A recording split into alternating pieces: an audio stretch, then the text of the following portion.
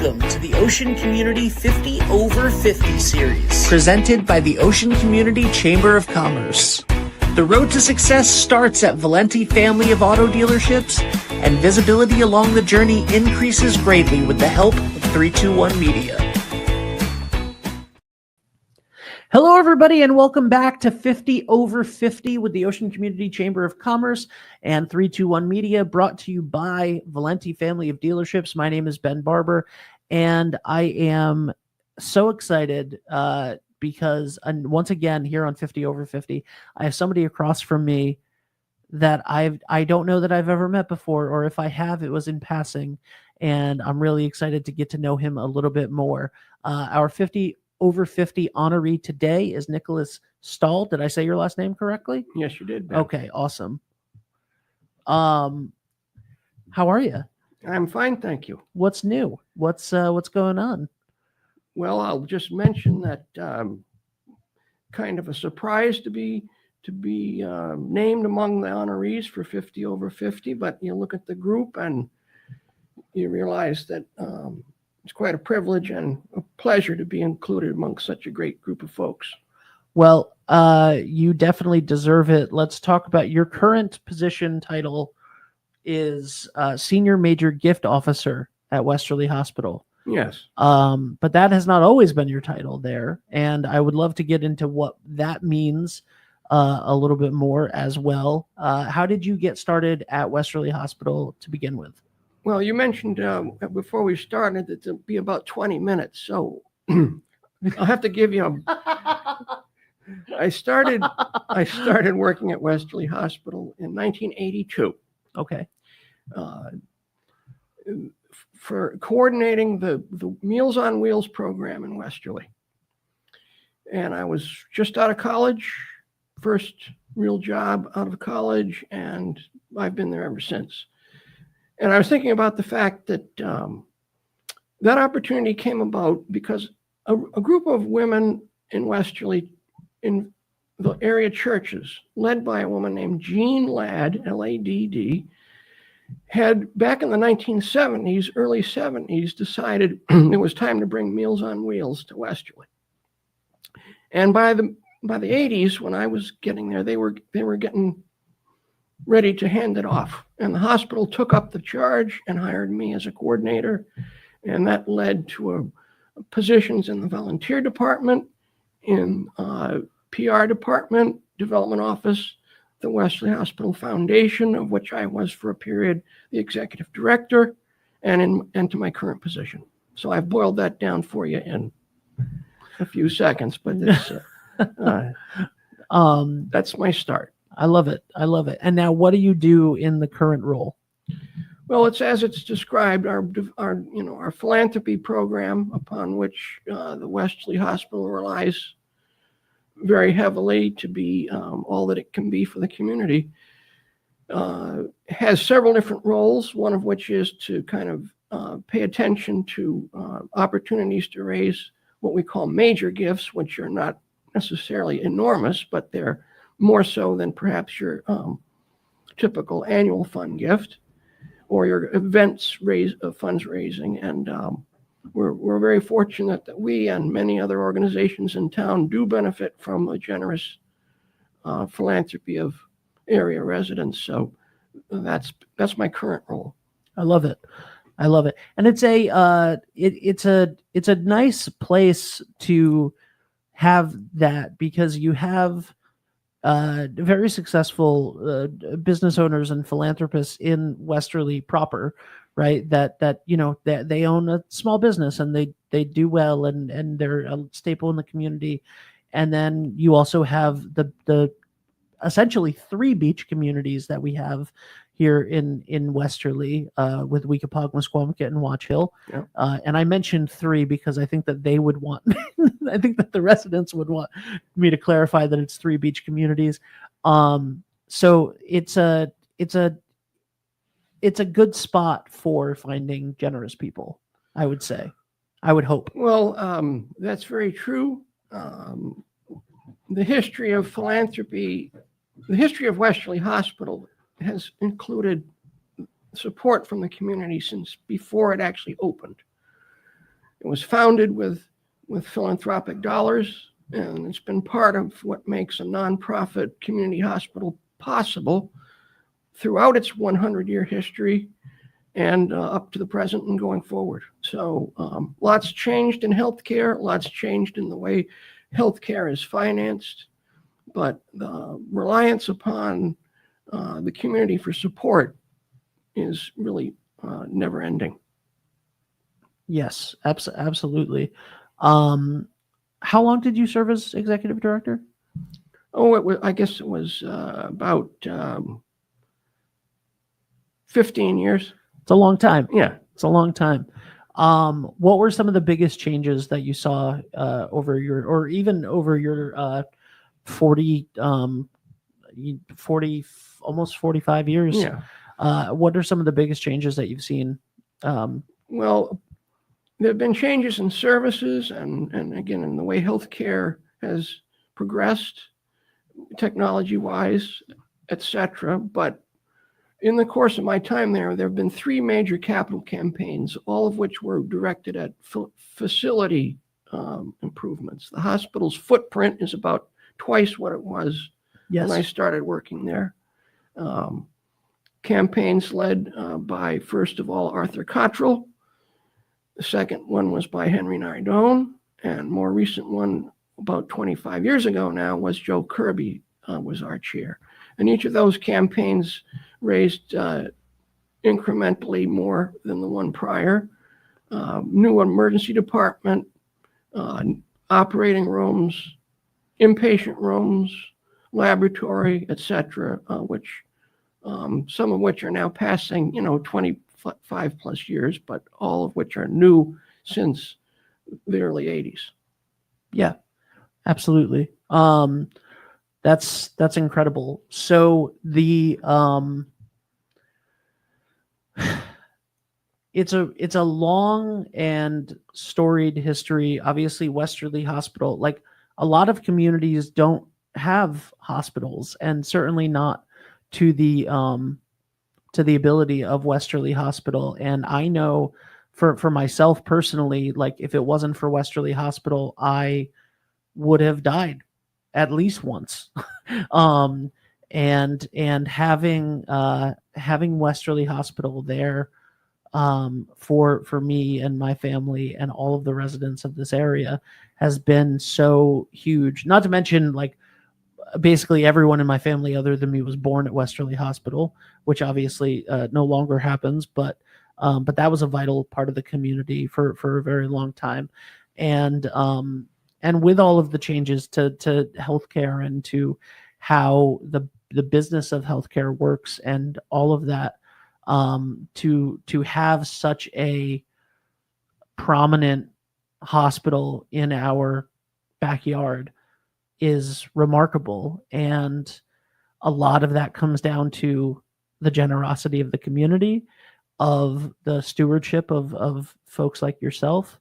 And but it's so important for everyone for that hospital to exist and to live up to the standards that it has for so many years. Yeah, you said it perfectly, and I'll just add to that the fact that now that we're part of the Yale New Haven health system, we're really more than we've ever been in many respects. Whereas Westerly is now a place where you should go in any case as a first step in an emergency or for initial diagnoses, et cetera. And then having that be essentially your front door to the resources of the Yale New Haven system, whether it be at Lawrence Memorial or down in New Haven. You get to Westerly and we'll take care of you, and then we'll get you where you need to be if that be someplace else. So we're bigger than we've ever been in that respect. I can attest to that, as well. As I walked in quite a few years ago with a bad case of the flu, and within a little bit of time, it was very clear that I was not going to, that I needed some extra help, and they got me to Yale, and it literally saved my life. If it wasn't for, I was at Yale in a medical induced coma for 3 weeks, and my kidneys failed and all of this other stuff. And if it wasn't for having Westerly Hospital in our backyard and the connections to Yale New Haven Health, I would not be here today doing this interview with you. So I'm very grateful to Westerly Hospital and to Yale New Haven Health for that, and I always will be. And we're grateful, and I'm grateful that you share that with us, Ben. Well, thank you. Happy to. Let's talk about your personal life a little bit. Married, children, anything like that? Because I don't know you very well. I'm married. My son was born at Westerly Hospital in 1993. And Moji is my wife, and we have a great life together. That's awesome. How'd you guys meet? Well, Moji and I have known each other for a long, long time. She was a long time working with the Washington Trust Company, and in that connection, I knew her then, and we've been now married for 9 years. So. Oh wow, that's awesome. I'll just mention that because I've actually lived in or around Westerly for well over half my life, maybe 2/3. And so I'm involved, in addition to with the hospital, with the Westerly Land Trust, with the Westerly Community Credit Union, with the Westerly Lions Club, and with my church, the First Congregational Church of Stonington, over on Pequot Trail. So I'm not sure where I may have lived this much of my life if it were not here in Westerly, but I do believe that I would try to be involved in my community in multiple ways beyond my occupation, wherever I might have landed. And B, that I'm glad it turns out to be Westerly, because I think we have a very special community, one of the deep history and a number of institutions and organizations, some of which are quite old by American standards, and others of which evolve and are new over time. So it's just a lot of satisfaction I get from being involved within the community in multiple different ways. Awesome. What are some of the things that you like to do for fun? I enjoy everyday cooking, Okay. practically every day. I also like to go out to other places and yeah, sure. But I love to entertain people in our home, and I often center that around the meal. And well, not often, like practically always. And so that's what I like to do for fun, primarily. Moji and I like to travel a bit, both within the country and within the community and within the world. So that's part of it as well. And so, where do you like to travel when you do travel? Well, we've been to Italy, and we've been to Romania, and we've been to Iceland, and in around New England, quite a bit. So Iceland sounds really. I mean, not that Romania and Italy don't sound amazing; they sound amazing, but Iceland is something that I've seen more and more of recently. And it's I'm like, I would like to go. It's not very far away. It's easy to get there, and the main city is very interesting in itself, but the surrounding area is uniquely beautiful. Not that I'm an expert on it, but we saw some amazing sights, and it's largely a volcanic place, so which are active. So occasionally they have a nice little eruption shuts down the airport for a little while, but it adds to the land mass, so it's double-edged benefit there. Yeah.